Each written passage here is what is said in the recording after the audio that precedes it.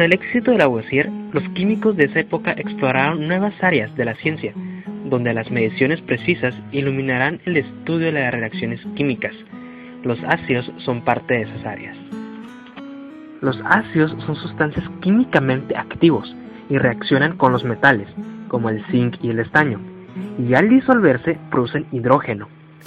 Por la otra parte, están las bases, que son opuestos a los ácidos. Las soluciones ácidas pueden neutralizar las soluciones de base, y mezclándolos forman sales y agua. El químico Jeremias Benjamin, con mediciones cuidadosas y precisas, descubrió que se ocupan cantidades exactas para neutralizar una sustancia. Algunos químicos se preguntaron si ese tipo de exactitud también funcionan con toda la química. Una inquietud que tuvieron fue si un compuesto determinado, formado por dos elementos o más, estos elementos siempre tendrán la misma proporción fijas o pueden variar. Berthollet, uno de los que colaboraron con Lavoisier, pensaba que un compuesto X y Y podía contener una cantidad de X mayor si se preparaba utilizando un gran exceso del elemento X. Joseph Louis Proust propuso algo diferente. Él demostró que el carbonato de cobre contenía cobre, carbono y oxígeno en proporciones definidas en peso, sin importar cómo se hubiera preparado.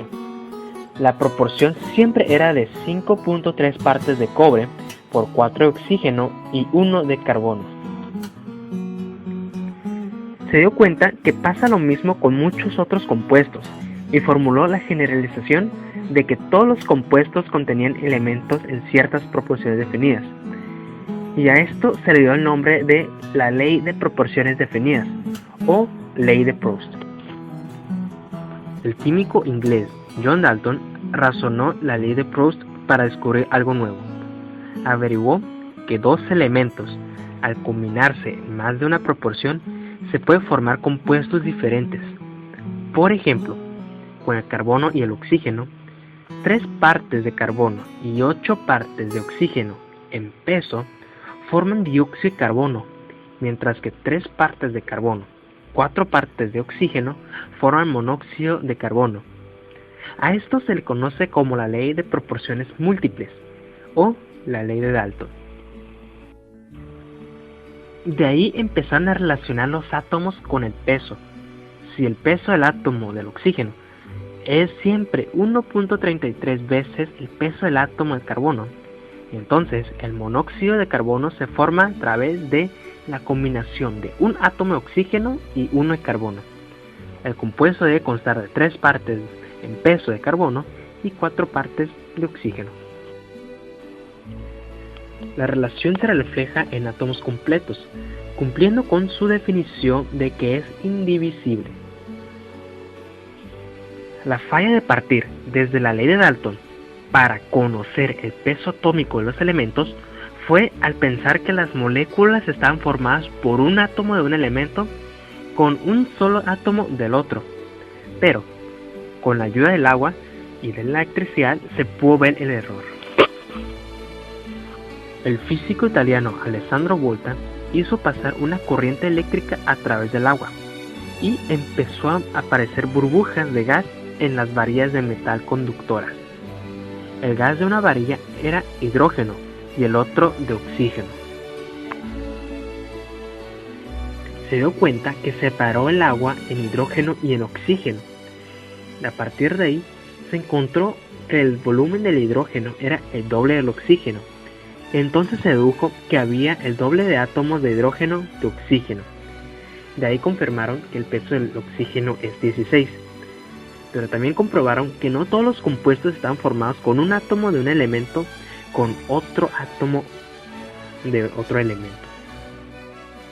Hipótesis de Avogadro. Joseph Louis Gay-Lussac llegó a averiguar que cuando los gases se combinan entre sí para formar compuestos, siempre lo hacen en la proporción de números enteros pequeños. Gay-Lussac dio a conocer esta ley de los volúmenes de combinación en 1808. En ese caso, números iguales de partículas de un gas darán siempre volúmenes iguales independientemente del gas que se trate. El primero en apuntar la necesidad de este supuesto fue el químico italiano Amedeo Avogadro. La suposición, propuesta en 1811, se conoce por ello como hipótesis de Avogadro. Teniendo en cuenta esto, es posible distinguir con claridad entre átomos de hidrógeno y moléculas de hidrógeno, e igualmente entre los átomos y las moléculas de otros gases. Sin embargo, durante medio siglo después de Avogadro, su hipótesis permaneció ignorada. Afortunadamente, en 1818, por ejemplo, el químico francés Pierre-Louis Dulong y el físico Alexis de Rive-Petit descubrieron que el calor específico de los elementos parecía variar inversamente con el peso atómico. Por otro lado, Edzard Mitscherlich había descubierto hasta 1819 que los compuestos de composición semejante tienden a cristalizar juntos. Esta ley del isoformismo se dedujo que si dos compuestos cristalizan juntos y se conoce la estructura de uno de ellos, la estructura del segundo puede suponerse similar. Jöns Jacob Berzelius tuvo el punto decisivo, pues se lanzó a determinar la constitución elemental exacta de distintos compuestos, a determinar los pesos atómicos con métodos más avanzados que los de Dalton, y usó los hallazgos de Dulong, Petit y Mitscherlich, así como la ley de los volúmenes de combinación de Gay-Lussac. La primera tabla de pesos atómicos de Berzelius, publicada en 1928, puede confrontarse favorablemente con los valores aceptados hoy en día. Una vez aceptada la teoría atómica, podían representarse las sustancias como compuestas de moléculas con un número fijo de átomos de diferentes elementos. Parecía muy natural intentar representar tales moléculas dibujando el número conveniente de pequeños círculos y simbolizar cada tipo de átomo por un tipo específico de círculo. Dalton ensayó este simbolismo, pero como resultaba difícil inventar círculos suficientemente diferentes para cada elemento, dejó algunos indicados con la letra apropiada. Berzelius vio que los círculos eran superfluos y bastaban las iniciales solas. Sugirió, por tanto, que cada elemento tuviese un símbolo válido tanto para representar el elemento en general como para un átomo del elemento, y que éste consistiese en principio en la inicial del nombre latino del elemento. Si dos o más elementos poseen la misma inicial, podían añadirse una de las letras siguientes del nombre. Así, constituyeron los símbolos químicos, y hoy en día hay consenso sobre ellos y son aceptados internacionalmente. Las fórmulas químicas pueden combinarse para formar ecuaciones químicas y describir así una reacción. Sin embargo, deben cuidar de que la ley de la conservación de la masa de Lavoisier se cumpla para todos los átomos.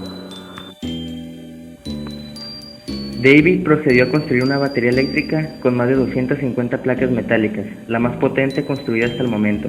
Envió intensas corrientes procedentes de esta batería a través de soluciones de compuestos sospechosos de contener elementos desconocidos. Solamente obtuvo hidrógeno y oxígeno procedente del agua. Evidentemente tenía que eliminar el agua. Sin embargo, cuando usó las propias sustancias sólidas, no logró hacer pasar la corriente eléctrica a través de ellas. Finalmente se le ocurrió fundir los compuestos y hacer pasar la corriente a través de la sustancia fundida.